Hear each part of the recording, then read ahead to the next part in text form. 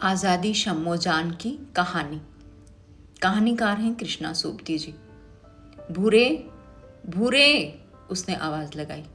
शम्मोजान की सीढ़ियों पर बैठा भूरा किसी नौजवान छोकरे को हाथ के इशारे से शम्मो के शरीर का नाप बतलाते हुए ऊपर आ पहुंचा और बोला, हाँ भाई, आज झंडिया लोगी ना? तिरंगों की छाया में शुभ्रवसना नगरी मुस्कुरा उठी।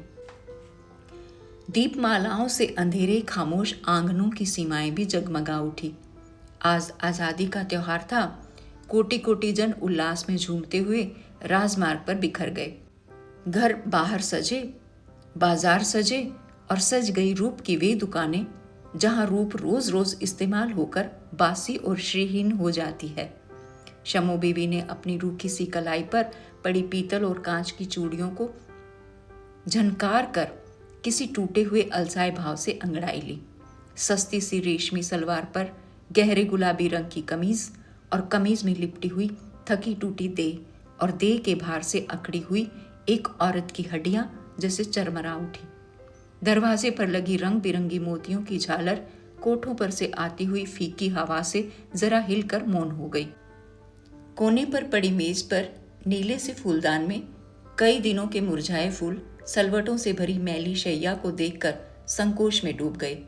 मगर शम्मो बीबी के लिए ये सब कुछ नया नहीं। संकोच में डूबे हुए फूलों पर उसकी नजर नहीं जाती। उनसे कहीं अधिक वह स्वयं उस गर्त में डूबी है जहाँ संकोच अर्थहीन हो जाता है। सालों पुराने इस पानदान में से पान लगाकर चबाते चबाते उसे ये सोचने की जरूरत नहीं पड़ती कि पान का रस चूस लेने पर पीक दान में थूकने की आदत क्यों बेमतलब नहीं। और आज शम्मो बीवी जानती है कि आज़ादी का दिन है। जिन कोठों पर बैठकर वह रागीरों को निमंत्रण दिया करती है, उन्हीं पर आज तिरंगी झंडियां लगाई जाएंगी। भूरे भूरे, उसने आवाज लगाई। शम्मोजान की सीढ़ियों पर बैठा भूरा किसी नौजवान छोकरे को हाथ के इशारे से शम्मो के शरीर का नाप बतलाते हुए ऊपर आ पहुंचा और बोला, हाँ भाई, आज झंडियां लोगी ना? रोशनी भी करनी है भूरे। जरूर भाई। लीलो, चंपा, बन्नो सबके कोठे सज चुके हैं और भूरे ने अपनी सुरमा लगी तीखी आंखों से एक बार शम्मोजान को सिर से पांव तक देखकर उसके गले के नीचे लगे सोने के बटनों पर अपनी नजर टिका दी। शम्मोजान ने उस टकटकी को समझते हुए भी उसे अनदेखा करके कहा, जरा जल्दी करना भूरे, फिर लोग आ जाएंगे। भूरे ने अनमने भाव से झंडियां लगानी शुरू की। पतले पतले पतंग के कागजों की सी आवाज शम्मोजान अंदर बैठी सुन रही है। उसके पोले पड़े दांत सुपारी चबाते जा रहे हैं। सामने वाले कमरे से मुन्नी जान निकल आई और बोली, कहो बहन, क्या हो रहा है? आज तो पूरा बाजार सजा है। हाँ मुन्नी, आज तो शहर भर में रोशनी है। बीच में ही बात काटते हुए मुन्नी जान ने अपने कर्कश और फटे स्वर से कहा, लेकिन ये क्यों हो रहा है? क्यों हो रहा है? और ये सवाल करते हुए अपना महीन दुपट्टा मेले से गावत किए पर फेंक मुन्नी जान चारपाई पर लुढ़क गई। उसके तलवों पर बदरंग सी मेहंदी लगी थी। शम्मोजान ने कहा, आज आज़ादी का दिन है मुन्नी। दिन नहीं, रात कहो रात। मुन्नी ने ऐसे चीख कर कहा मानो कहीं पड़ी हुई दरारों से फूटकर उसकी आवाज बाहर निकल आना चाहती हो, और वह अपनी पपड़ी जमे होठों को फैलाकर हंस पड़ी।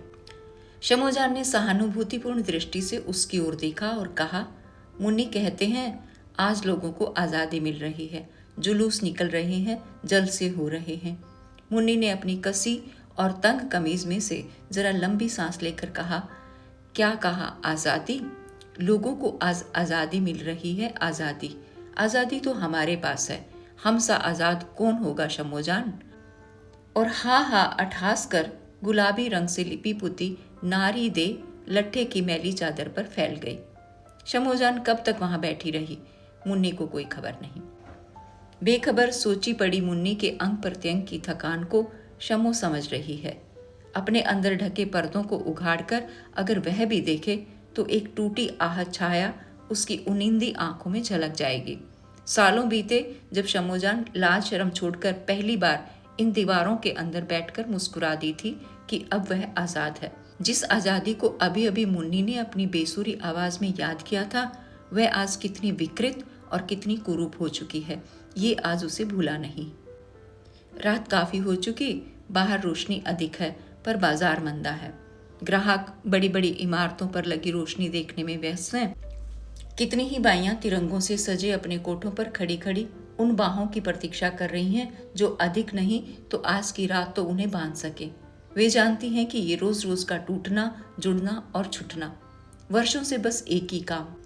अगर किसी दिन उस पर विराम आ गया तो शिथिल हो गए हाथ पैरों में धीमे धीमे बहता रक्त एक बारगी जम जाएगा। शमोजान देखती है कि मुन्नी आज जिस आज़ादी की बात सोचकर गहरी नींद में सो गई है, उससे उठकर क्या वह फिर अपनी मलिन आंखों को कजरारा करेगी? क्या वह अपने बालों को मोतियों से सजाकर छज्जे पर जा खड़ी होगी? शम्मो को मुन्नी के लिए इसमें शक है, अपने लिए नहीं। वह तो अभी जग रही है, सोई नहीं है। वह जो कुछ है अपने आप से भूली हुई नहीं है, लेकिन भूलना क्या, उसे तो याद करने की ज़रूरत ही महसूस नहीं होती। ये ठीक है, उसे अभी ज़िंदगी काटनी है, अपने को बेचना नहीं खरीदना है, ऐसे दामों में जिन्हें वह क्या उसके कुल के वे सब देवी देवता भी न चुका पाएंगे, जिनके द्वार पर उसने नहीं तो उसके पूर्वजों ने नाक रगड़ रगड़ कर वह वरदान प्राप्त किया होगा। मगर वह सब कुछ क्यों दोहराए? मुन्नी जान को उसी बेहोशी में छोड़ शमोजान कोठे पर आ खड़ी हुई।